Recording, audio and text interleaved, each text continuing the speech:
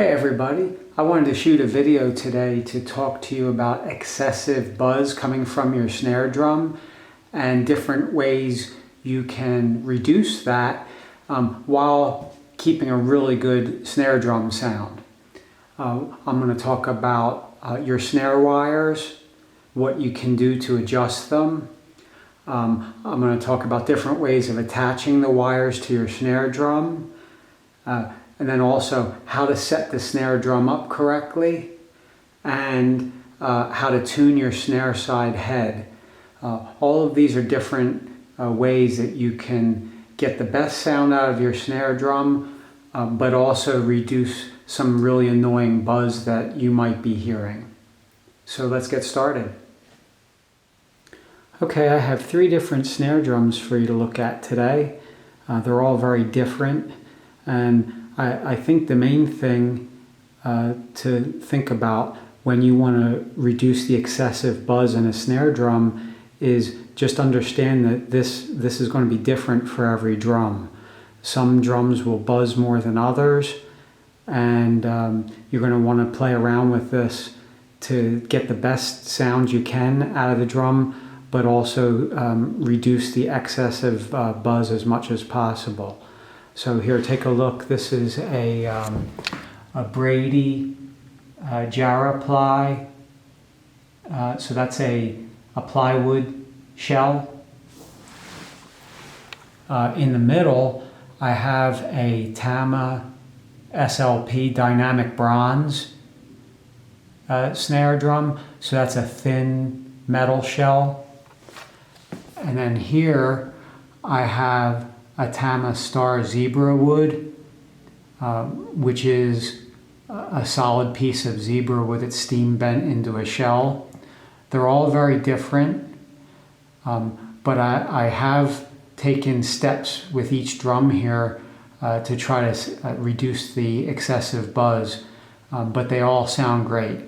So I'm going to flip them over now and show you what I've done to them. Okay, so here's the Brady Jarrah ply. Take a look at the wires.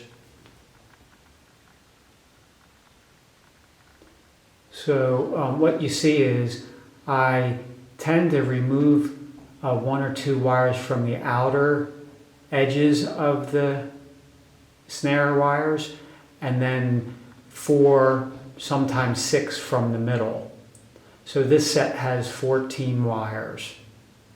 On the Tamas, I found better sound by removing 2 wires from the outer edges and 4 from the middle. So on the Brady, I'm left with 14 wires, and on the Tama, I'm left with 12 wires. I really recommend the Tama Star Classic high carbon wires and even the regular Tama high carbon wires. I'll post links for any of these products in the description below. I'm also going to show you what these wires look like on the other side, so let's go do that now. Okay, so here's a set of Tama high carbon snare wires. I'm going to flip it over to the other side so you can see what it looks like.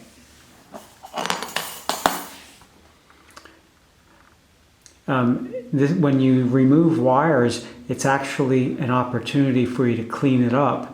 Many times when you buy snare wires, you'll find some sharp edges back here, and definitely sharp enough to cut yourself and also damage your snare side head. So how do you remove these wires and clean it up like this? Here, take a closer look.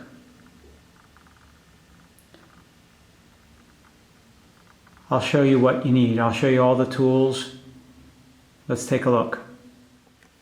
Okay, so here's everything you need to modify your snare wires and improve the performance and the sound of your snare drum. A Dremel tool, maybe you'll want an extra accessory kit for your Dremel tool. I'll post links in the description below, so you could make decisions for yourself. You definitely want safety glasses, and you need a pair of wire cutters. It's not real critical. I'll post links so you can see the different tools. Here's what you get in a Dremel tool pack.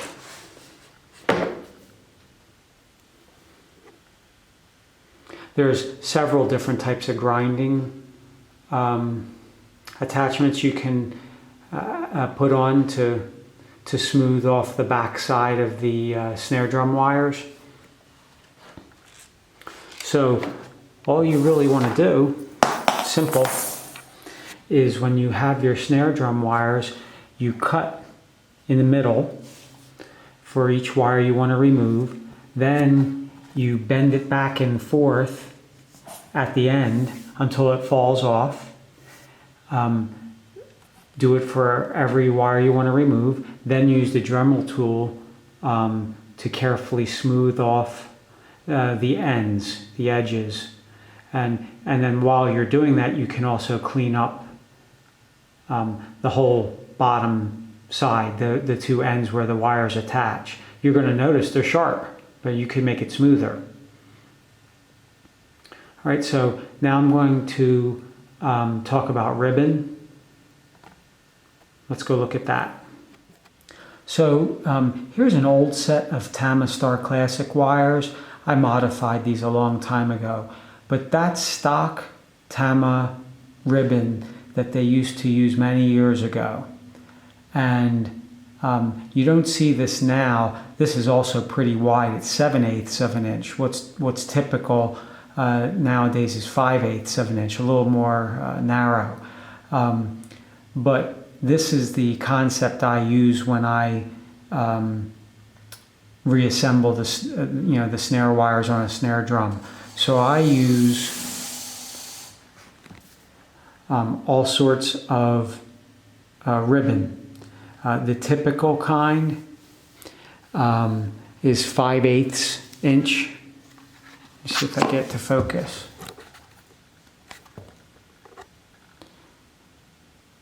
Yeah, it's 5/8 inch, and you get it in a whole bunch of different colors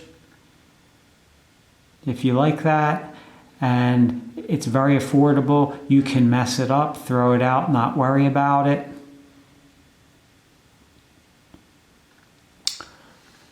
And again, I'll post links for this brand. I believe it's called Offray. And oh, here's a shot of it. Here's what the label looks like.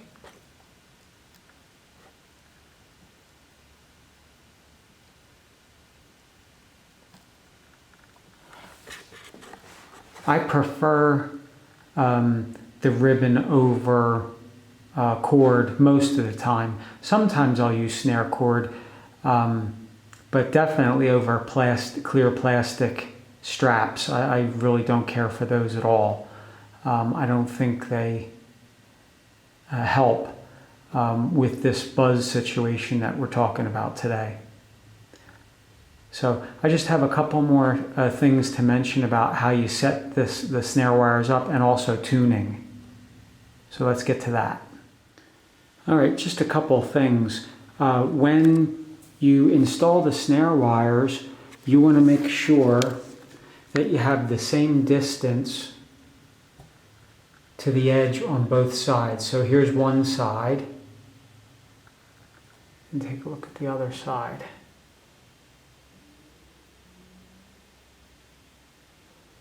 That's one thing. You want to make sure that it's centered over the snare drum head. The other thing that I see a lot of drummers miss is they leave the snare side head loose. It actually has to be a lot tighter than you might think. If you use a drum dial, a good range would be anywhere between 75 to 85 on a drum dial. Now, when I set one up, I tend to leave the two lugs, this lug here and the one on the other side, I tend to leave those just a little bit looser than these. So on this particular drum, I might have the drum dial at 85 for these lugs, but then for these two lugs on either side of the snare wires, I might have them at 82. Something like that, a little less. So people say they detune these lugs. So they detune these two lugs and detune these two, just a little bit. Not drastic, but it's all very tight. So all these things together, you're reducing the amount of wires, using ribbon to set them up, making sure they're straight, and then tuning the snare side head tight.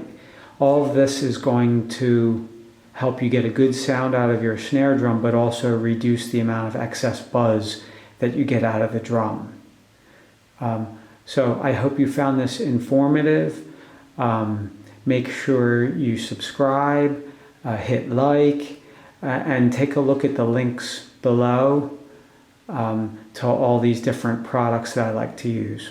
Thanks for watching.